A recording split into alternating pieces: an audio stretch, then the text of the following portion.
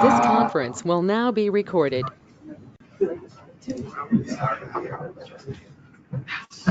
So first of all, thanks for coming out. We really appreciate it. I'm Dan from Summit Technologies. We're one of the sponsors of this event here, and thanks very much to Santa for having us. Great. Today we have a few speakers for you. It's going to be kind of like a Revit tips and tricks session, which you probably saw in your email.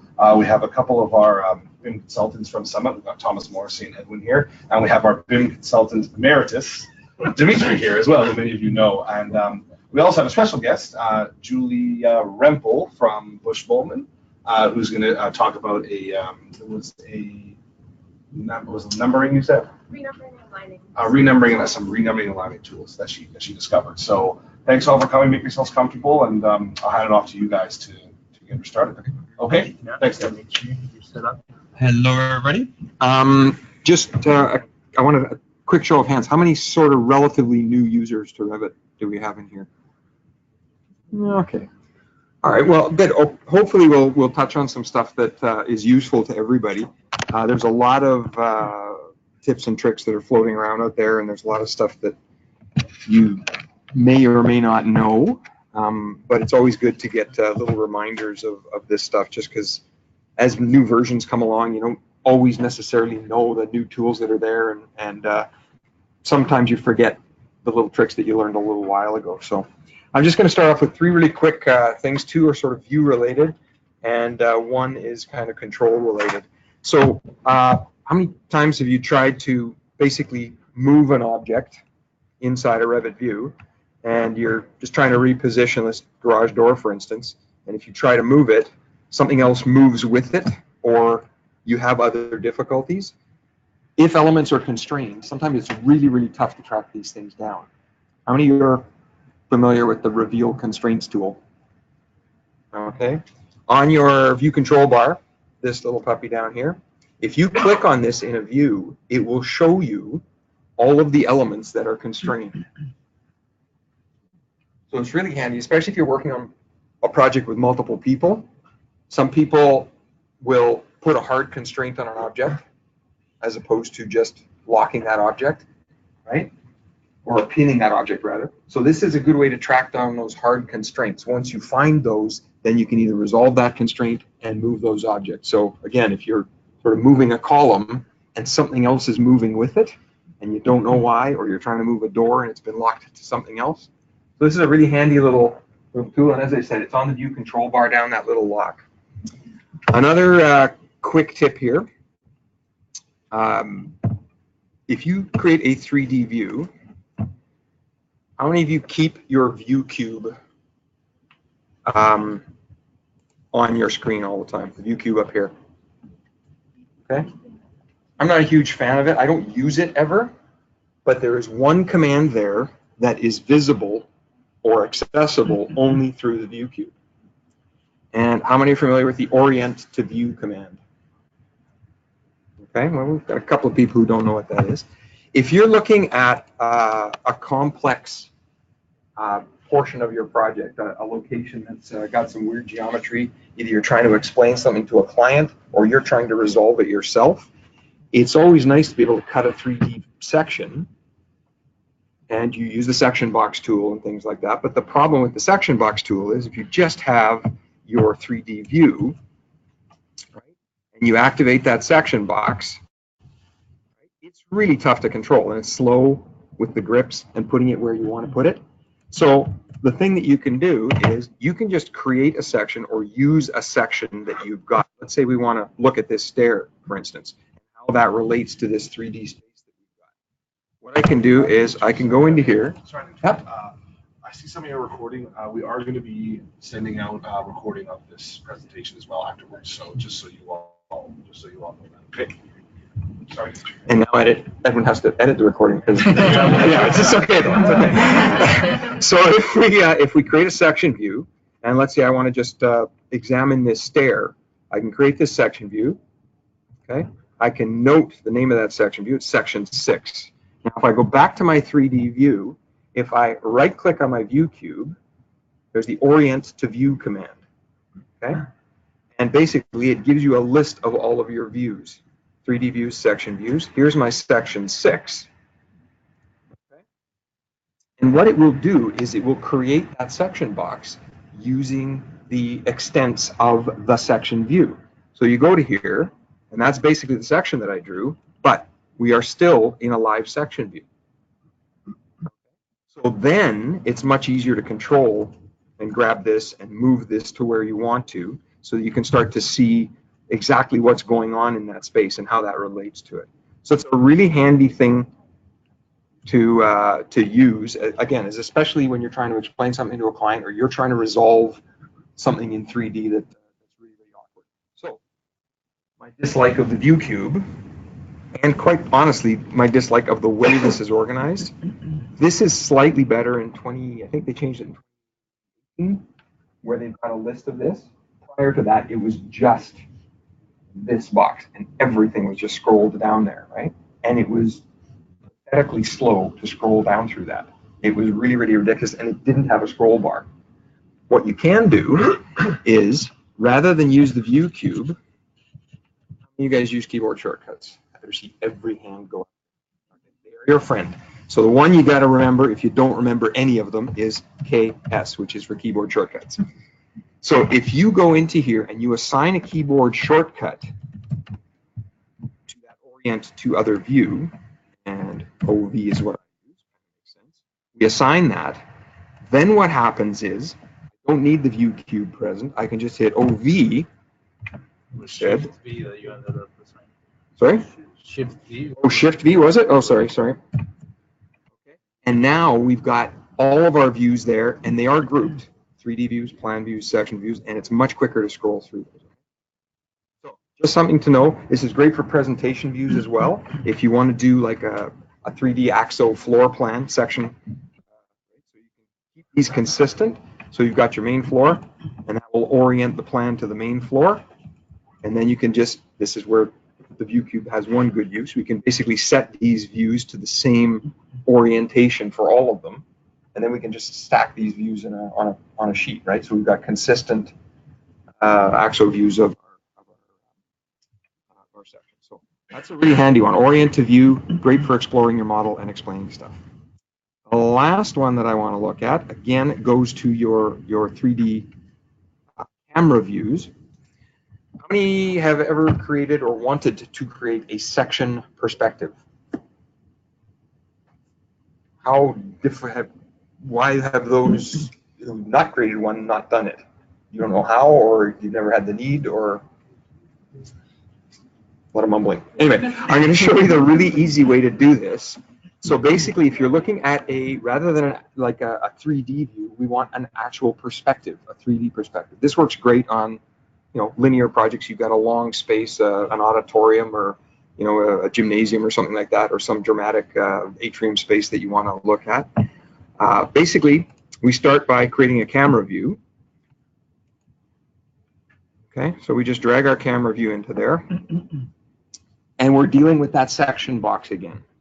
The difficulty with the section box is if I create that section box or activate that section box in here, right now, I go to my section box, it's this weird way out there lines, and you have no idea where this is in 3D space. And if I try to zoom out and control this to make it cut that section, it's really virtually next to impossible here. So what I like to do, or what you can do, is just tile your two windows. Again, keyboard shortcut, WT, and ZA, keyboard shortcut for zoom all.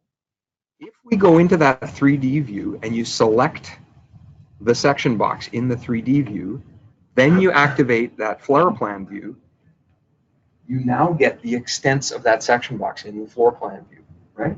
So now what I can do is I can very simply and very easily just drag that section, that cut plane to there, and now I have a 3D view here.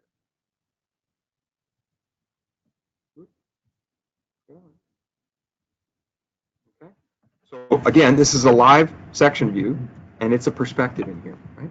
So again, nice little presentation views. You can end up with your where are we?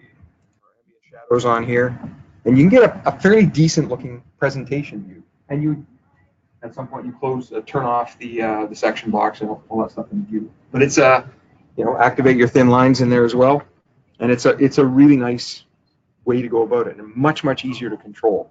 You can control the height of that camera and the eye level and target level as well by looking at an elevation view and doing the same thing. So if you look at that elevation view from down here, activate the section box in there, you'll get the same camera view, so you can tilt the camera rather than mucking around with just the numbers that are on your camera. Anyways, that's all I got for you. Hopefully helpful.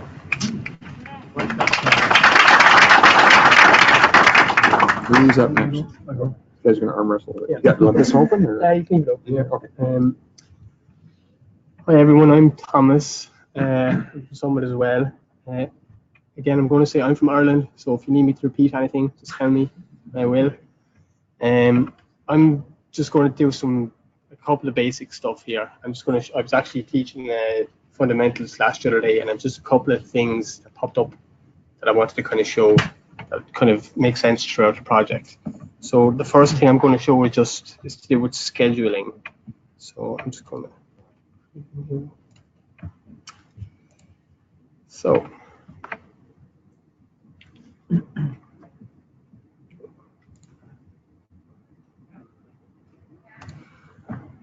Leave that open. Do you want to? No.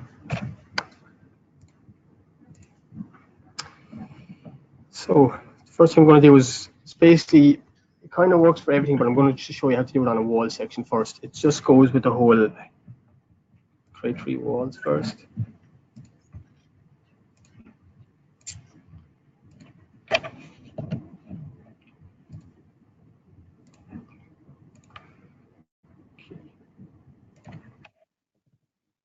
So what I'm going to do is create a wall section here. And I want to show a couple of things in this wall section. Obviously, I want to show like the fire rating, stuff like that. The main thing, a lot of people have a problem with sections with Revit is because you can't really do much with them. You can't really create the columns will stretch, but you can't really stretch up the rows. So that's why you think Revit will make it a bit easier, make it like Excel or something like that, so that you could have a bit more play around with the schedules. But unfortunately, you can't. But there is a couple of things you can do. So say if you wanted to make the row a bit bigger, I'm just going to add a couple more here. I'm going to bring over the image one because that's one of the tricks I'm going to show you here as well, because it's something that's not really used in schedules is the image parameter. Because when people want to do a schedule, usually they use it with a legend, so that you'll be able to see what the wall actually looks like when it's when you put it on the sheet. But I want to actually create a JPEG or a PNG of the wall, so that when I actually create the schedule, it appears on the sheet. So just give me 2 seconds now, and I'm just going to add in a couple more things here. Okay.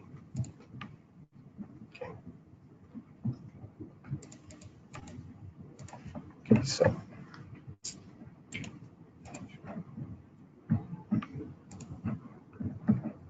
so I've created this schedule here now. I'm just going to drag it onto the sheet. And just for sake, I'm obviously trying to do this very quickly, so I'm just going to create a quick snipping tool of this.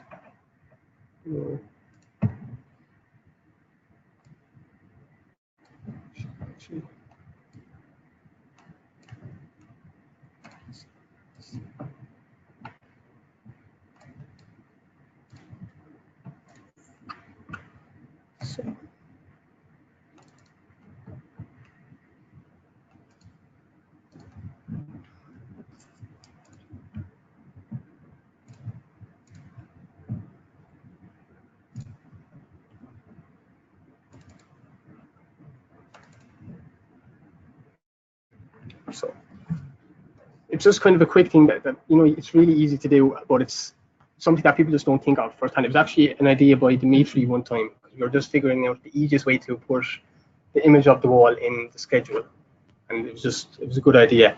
There's also a way that if you didn't want to have an image here, you wanted to use the legend itself, you could actually have a blank image, and that allows you to have, you could have maybe a couple of different sizes. And if you put the blank image in here, you could actually change the height of the row there as well. So I just thought it was kind of, it was a good thing to know. The next little tip, yeah. When you are capturing those images, it's not a bad idea to have all of your walls in one place and do all those captures at the same time, at the same scale, so that they all come in at a sort of a relative scale for those images, right? Because they basically come in full size, those JPEGs or PNGs. So whatever size you capture them at is the size that they show up as. And then cut down the picture for particular walls. Or Yeah, you would do a little screen cap of each little wall segment, right? If you want the graphic to show up like it does in Revit. Yeah, and you want to be careful is when you are capturing the image so that it comes out as a nice image, because the last thing you want is some kind of pixelated image to come up on a schedule that people are not going to like. Okay, so the next one was, it was actually to do more with families than anything else. So I'm just going to open family.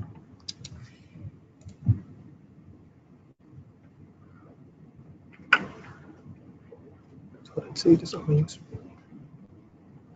The family I actually wanted was saved on a USB and I forgot it. So just give me 2 seconds and I open another one.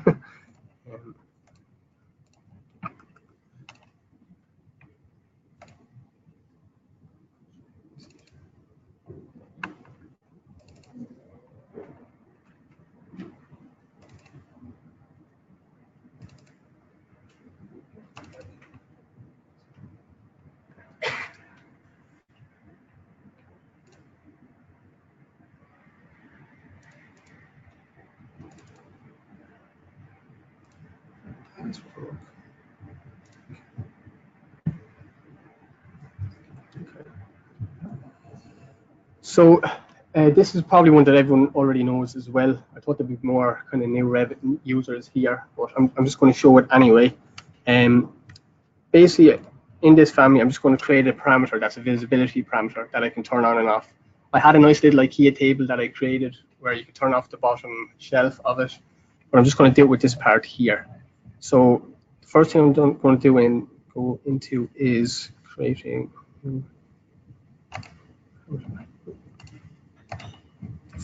So I'm just going to create a new parameter here, and I'm just going to call it a chair.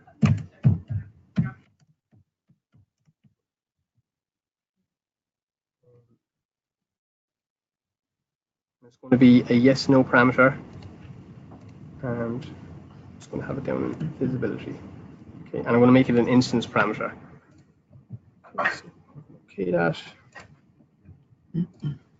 Then I'm going to click that part of the table. Normally it'd be, obviously you could do this with any family, so anything you want to just turn on and off. You basically just go to the pick on the parameter that you just created. Okay, and then that's done. So I'm just going to load that into the project. Yes.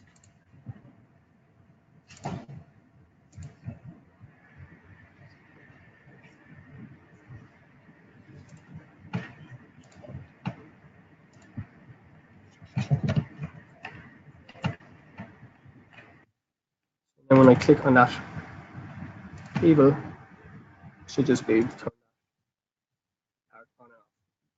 I just thought it was useful. Obviously, a lot of people do probably already know it, but it's useful for other things other than furniture. Say if you wanted to create like a door tag, and you wanted to have the fire rating not to show on certain doors, you could actually create a door tag. I'll do it for you now. Just say.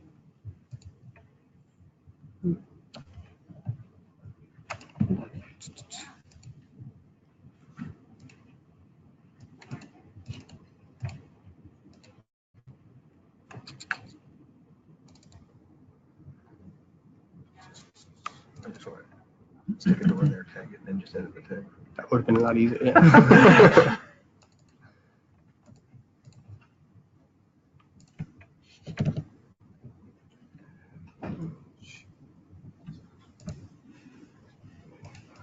CTG.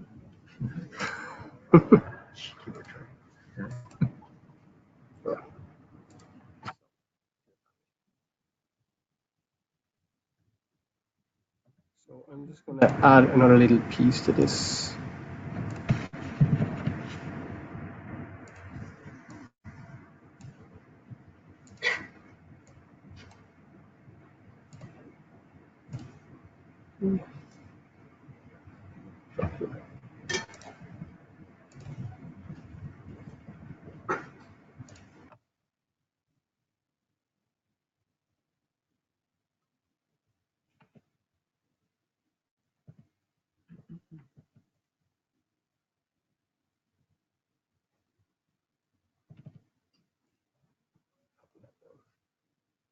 So imagine I've just created a door tag here that has two different parts. So the top part would be the fire rating or whatever. So I just pick. So I create a new parameter again. It's going to be fire rating.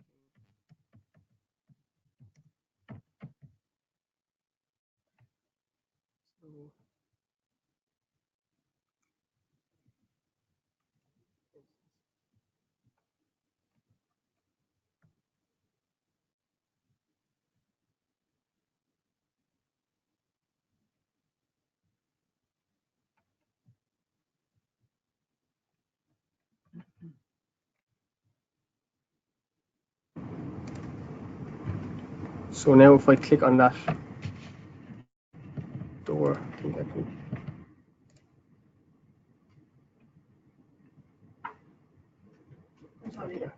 Oh, you can't use these as parameter for tags. Oh yeah. That's awesome.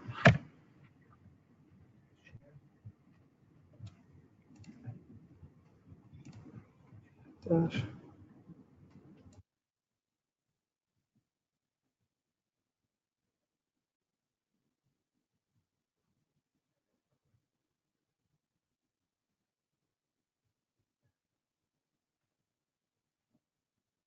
Then the bottom part disappears. So that's kind of the idea. So you kind of do for anything really, anything that you consider useful.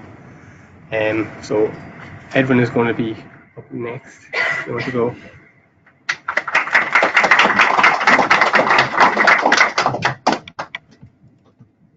Hi, so I think most of you know me. I'm Edwin. I'm also with Summit. I'm just going to open a sample file.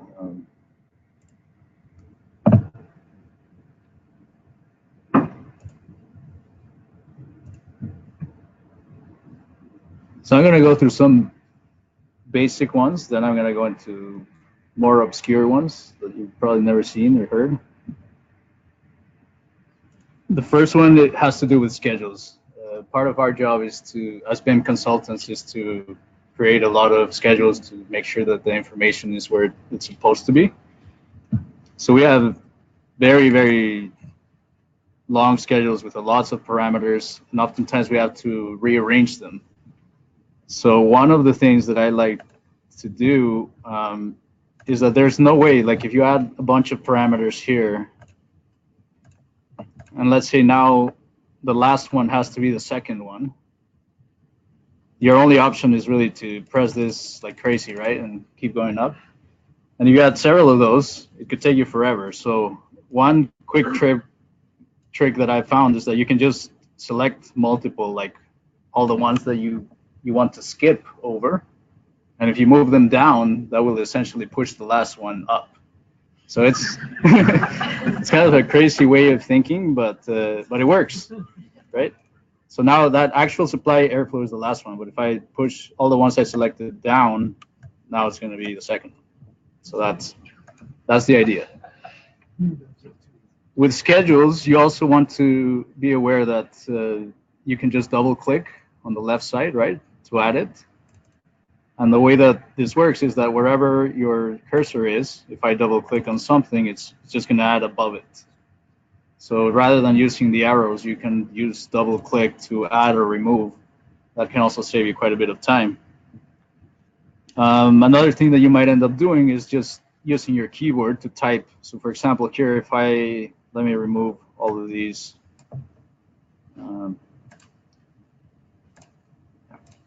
So let's say I want the type description, for example, or type comments.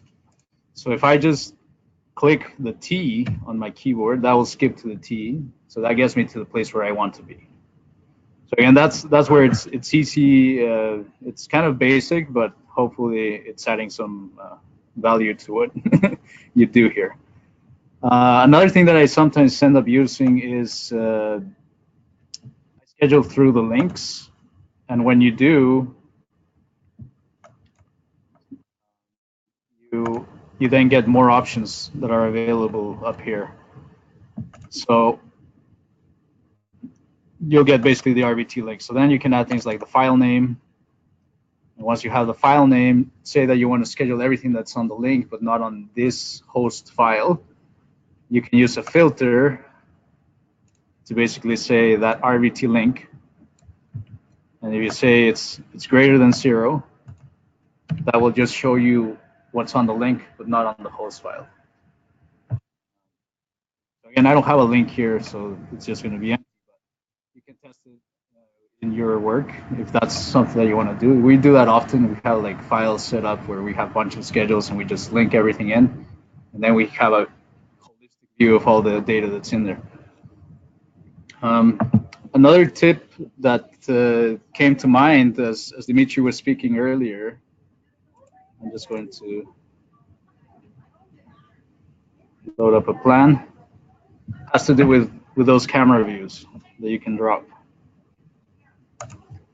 So if you drop a camera view,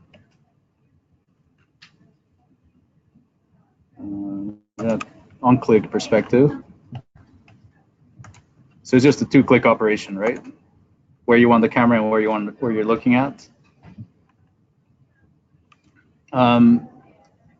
Oftentimes, I didn't like that actually. Let me open a simpler file, maybe. That's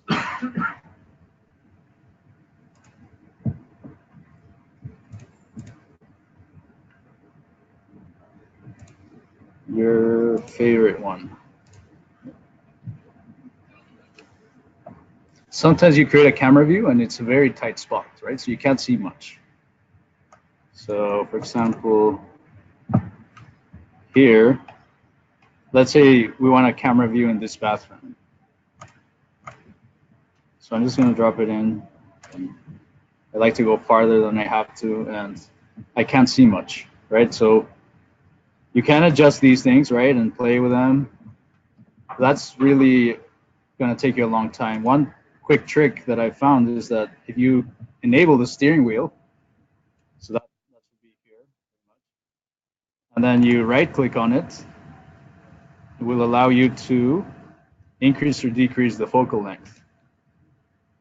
And now if I click and hold my button and move out, I can play with that depth of field, and it is going to distort it, obviously, because that's what you have to do, right? But that can allow you to then actually get to see tight spaces, all the stuff that's around. So it's kind of like a fisheye view once you play with that focal length. And now moving on to a last one that I want to show you. I think I want to use 3D for this one. I think this one's going to be useful for mechanical people and electrical people. Mechanical or electrical people here? Yeah? Okay. Oh, sorry. I clicked it.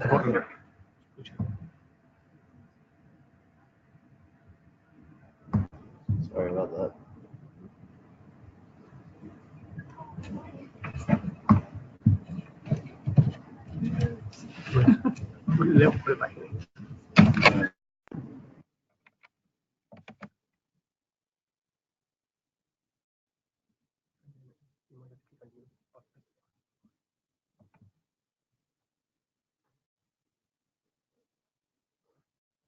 Sorry about that. Lost the.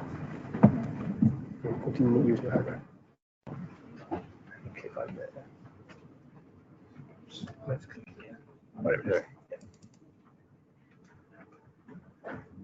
I clicked it. Sorry. One click under. Second one, so you wonder where it went. Ready? Let's see. All right, we're back.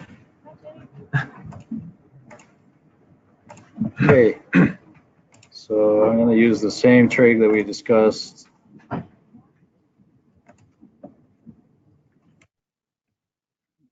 So this actually does work for walls too. Basically, for anything that is a chain of lines or chain of like a duct or conduit. And again, you have to hear me out when I say this. So for example, this branch, right? It's one line of connected elements. Same here. So if you select something and then you want to select this branch, for example, from here to here, you could just press Control ++, right?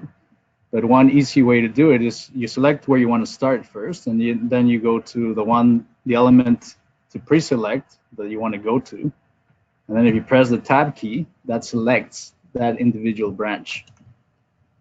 So let's say that this had to move, delete. That's often what I was doing when I was doing this kind of modeling, right? So it gives you more control than doing Windows or using Control key. Basically, you select the one that you want to start from, and then you select how far you want to go, and then press Tab, and that will select the entire line, and then click. So clicking is the last step to actually select.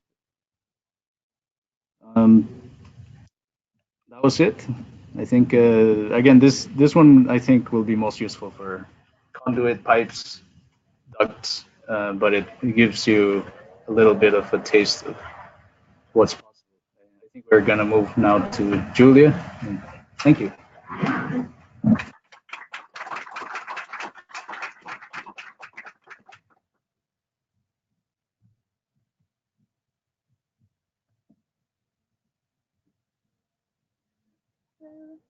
I'm Julia. I'm a structural technician from Bush-Pullman, and I just had a couple of quick tips to share. I'm just going to log into my Autodesk.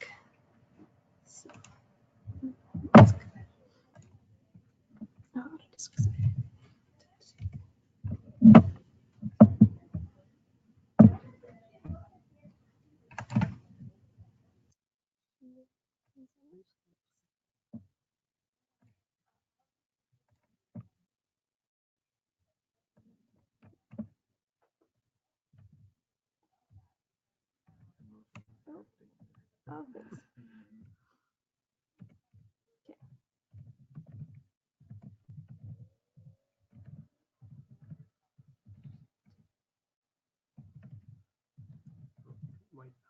Oh, thank you. Where's the home? There we go.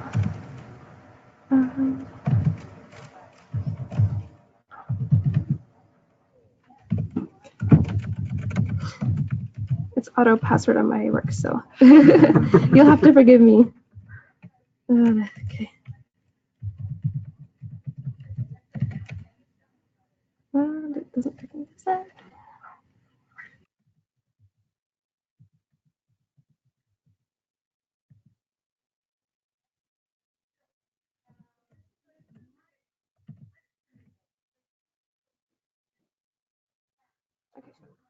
There we go.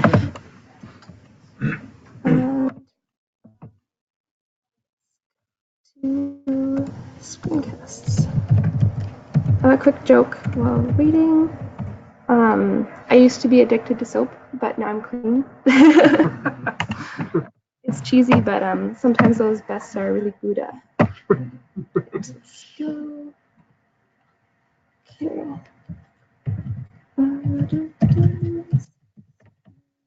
Okay, so the products that I wanted to talk about today, I found on Autodesk. One of the structural firms I used to work at had a lot of API development done. And when I switched to my current company, a lot of those tools I realized, oh, this doesn't come out of the box. And I really miss it. So I've been looking for these items, these different tools and routines to speed up the documentation process. And I found a couple on Autodesk site, so I thought I would share. The first is the Align tool. Right. And And I use this mostly for text, but you can use it for anything in Revit that you want to align. I mostly use the left align and top align, but there are other uses for it. You can distribute things horizontally and vertically to equal spacing, but depending on how you select things, it will distribute it in a wild way, which I found out. So I use other tools for equal spacing. But this is how you do it. You just select the items and click the, or use a keyboard shortcut for the align. And let me play that. It will go to the leftmost piece of text or item.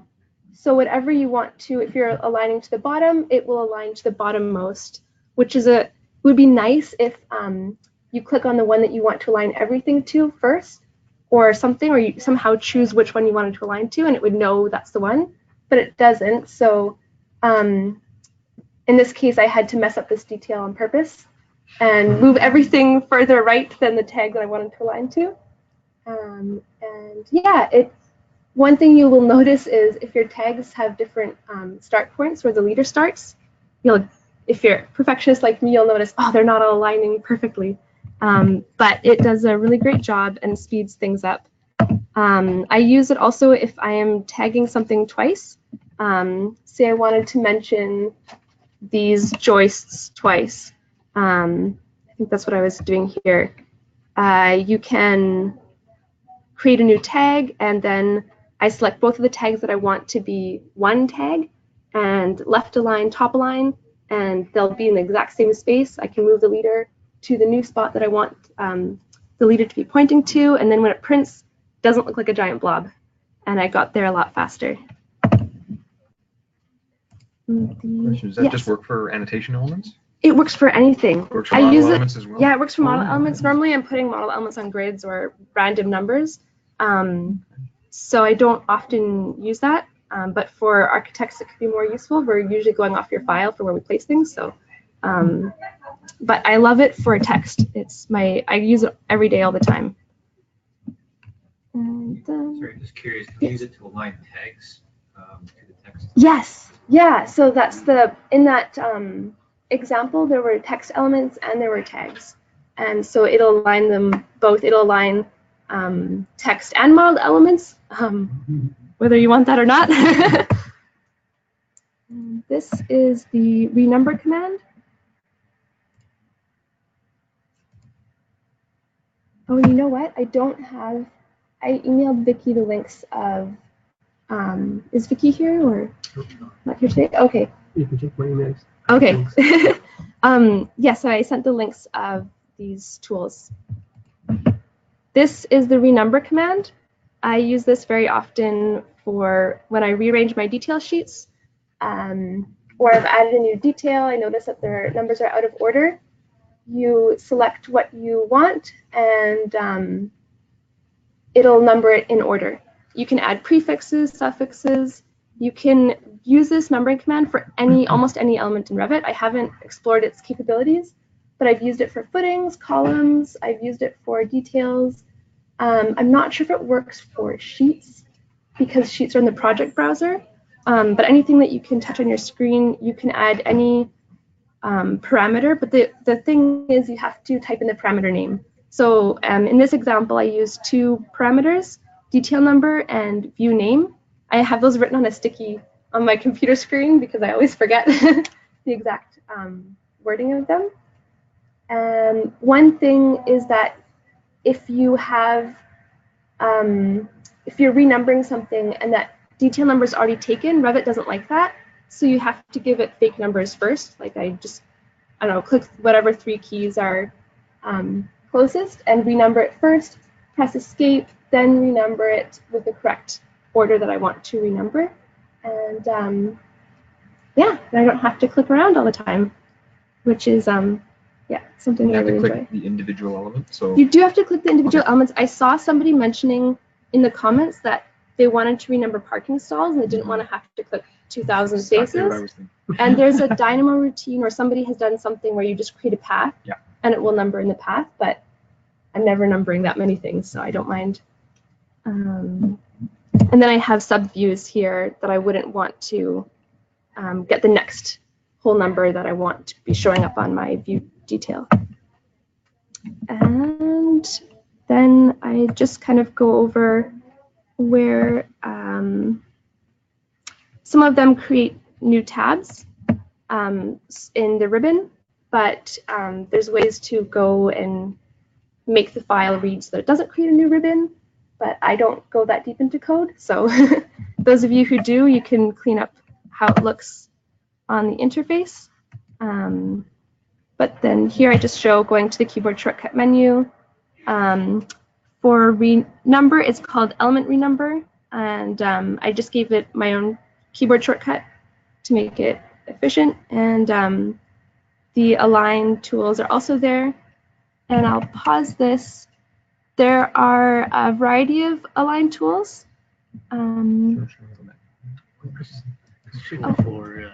Control 4? Okay.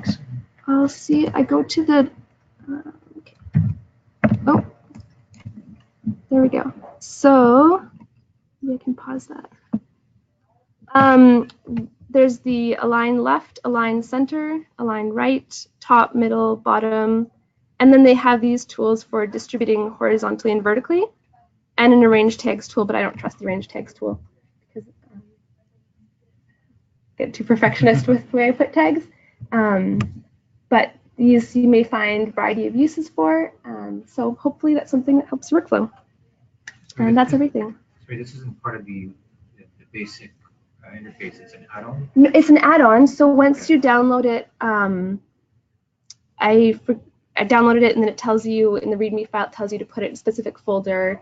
What you may have to do is allow your computer to read hidden files, because I think you have to go to program data or some hidden folder to place it.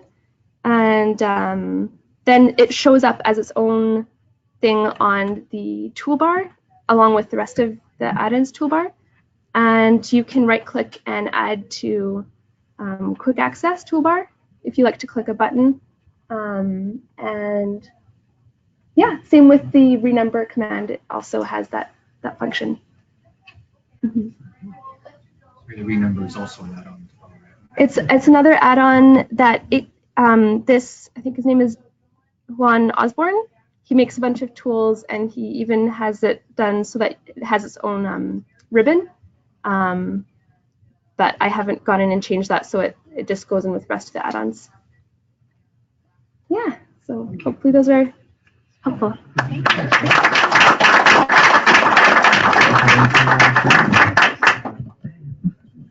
Yes, I think now we want to open it up because we know there's a lot of here that may want to share their own tricks. Does anyone? Yeah, Simon? Great. So, screens. So, how many guys use property lines? What about 3D property lines? No? All right. I'm going to show you a trick that I usually use. Okay. Let's go to a floor plan. So, assume that you are creating a property line, any property line. So, the first thing we're going to do is that let's do a property line. This is a regular one. So let's create a sketch. You just go in here. You just create any shape you want. Right? So let's assume that I'm going to do an arc. Now, the problem with this is that whenever you cut a section, oh, your property lines disappear.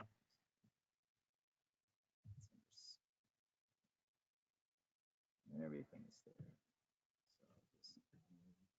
There we go. Oh, that's a property line. Okay, I'll just delete this one. The problem with this is that when you go to there, you can't see any property line. So what you're going to do is going to go, oops, I should close out of this. Okay, it should go to level 1. So what you could do is you go into the components and click on model in place. First thing you want to do is just click on site. So here I'm just going to go 3D property. And in here, what you're going to do is that you're going to go extrusion, okay, and just go pick. Unfortunately, can't select that. So that's the only problem. So you just pick the line. Now, the only thing you have to do is that the subcategory, you have to make sure you choose property line. Okay, extrusion start, I usually set it up like, extrusion start. Just don't mind my parameters. Here I'm just going to go end. Now, what you can do with this is that once I hit finished, okay, oh yeah, I got to do something. Let's see, visibility. If you're going to make it like in place family, what happens that's going to cover your whole entire plan. So what I typically do is I just say hide it on plan, LCP. Close out of that, okay, finish the model. You're not going to see it until you go and hit the section. See that there's a 3D property line. And here what you can do is that you can say, okay, I want this to be negative 2 meters, and say 10 meters. And what you have is that you have something, okay? You're not through yet, because what happened is that this 3D property is going to cover your thing. So the next thing you want to do is that you want to go into your filters. What you're going to do is that you're just going to add in a filter. Okay. Just going to create one, go 3D property. Okay. Now what you're going to do is that you're just going to go site. That's the first thing you want to pick. And then the next thing you want to do is that, okay, just type name. Equal 3D property. Yeah, there we go. Say OK. And what you can do with the 3D property is that you get click on transparency and hit 100%. And hit OK. What you have is that you have a 3D property. It's going to cut through that. The nicest thing about this is that every time you change your section, it just automatically cuts to it. All right. That's one trick I could show you. I'm going to show you another trick. Okay. How many guys do, let's say you have some sort of a site plan that you download from internet that you want to use for massing? Okay. It's going to go in there and just download it. So here I'm just going to go, let's go to Google. And here I'm just going to say just download, let's say site plan. Just get any site plan. Okay, that's a pretty default one. Do Google. Okay. I'm just going to use one of this Google plan. This is a pretty good one. Okay. So let's assume that you want to use this for your massing inside the Revit. Okay. So here I'm just going to download this if I'm able to. Okay. This is a good one. So I'm going to go save as. So what I'm going to do is I'm just going to drop it on desktop. So let's go back to, let's create a new project so you can see it much easier. Let's go architectural. The next thing I want to do is that I want to create a floor plan. Okay, this could be as big as you want. Okay, let's assume that that's the size. The next thing you want to do, I'm not sure if you guys used this before, it's called a decal. Okay, next thing you want to do is that just create a new decal to see site plan. And in here you can do is that you can click on this, assume that, okay, what did I download on my desktop site example? Okay. It's good. Bump pattern, I would just say use the same image file so you can create a bump pattern. So now what you can do is that you can just drag it there. Okay, I'm gonna size it up. You're not gonna see anything. Okay, until you hit, let's say, realistic. Okay, this is what you want. And what you can do here is that you can just go in here and go realistic. This is where I'm gonna go in and say I'm gonna add massing. Okay. Now, I know that everybody uses massing tools. I don't use massing, I use glue. Okay. This is my shortcut. If you want to use it. Okay. In here, what I do is that I would duplicate and say this is massing. Just give it a, let's say 10 meters. First thing I would do in here is that just say 10 meters and hit variable. Okay.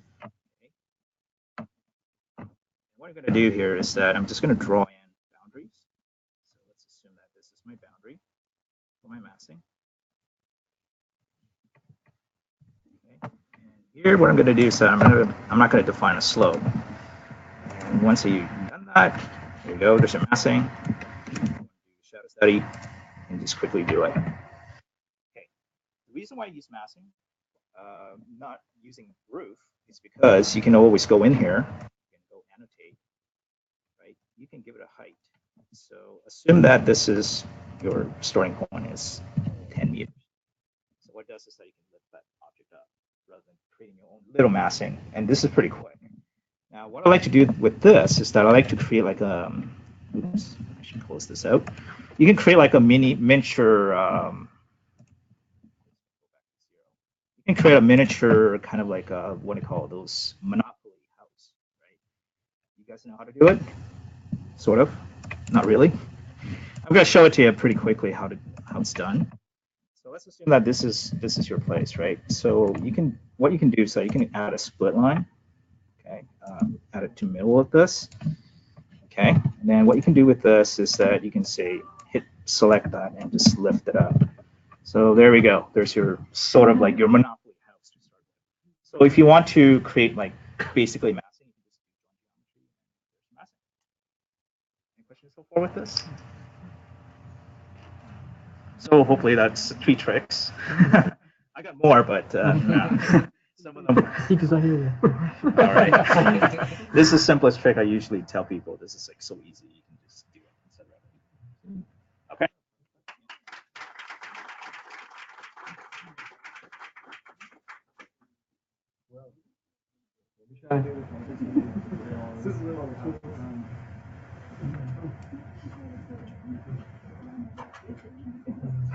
Am I up now?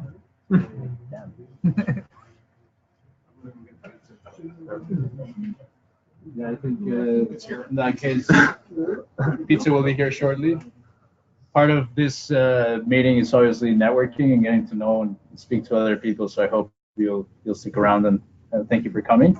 We'll send out an email with some of the links for some of these items that have been discussed, and we'll share the recording too, so you can tell your friends. And hopefully we'll see you at the next one. Thank you. Thank you.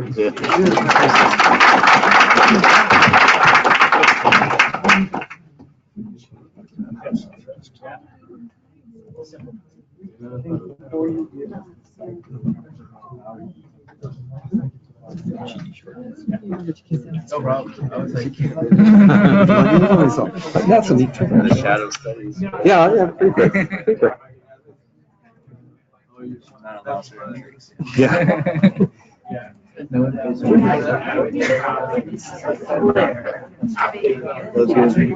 think we all learned something.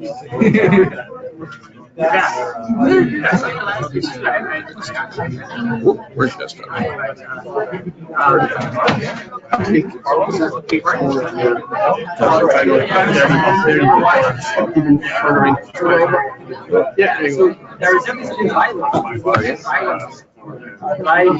There's actually going to show parts as well, and I totally forgot about it. Oh yeah.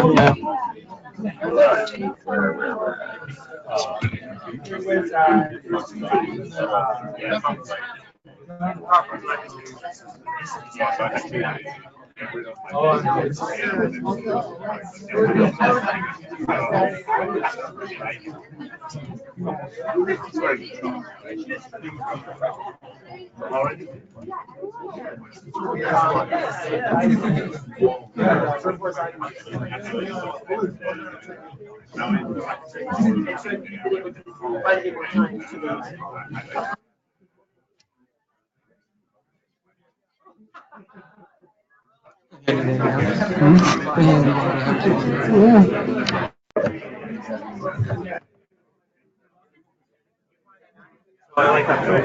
That's good.